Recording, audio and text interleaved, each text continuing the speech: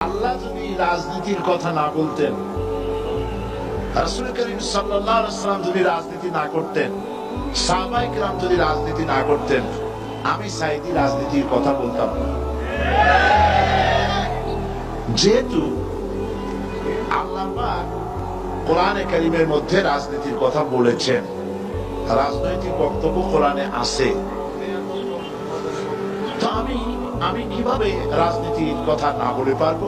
যদি আমি এগুলি না বলি, তাহলে রাসূল করিম সাল্লাল্লাহু আলাইহি ওয়াসাল্লাম বলেছেন, আস-সাকিতু আনিল হাক্কি ফাহুয়া শায়তানুল আখরাস।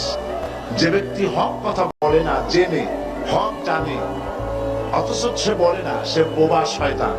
আপনি কোরআন হাদিস ভালো করে পড়ুন, তাহলে বুঝতে পারবেন রাজনীতি করা মুসলমানদের জন্য নফল নয়, সুন্নত নয়, ফরজ। মুসলমানেরা ইসলামী রাজনীতি করবে। কি রাজনীতি করবে? ইসলামী রাজনীতি করবে। আল্লাহ যদি রাজনীতির কথা না বলতেন,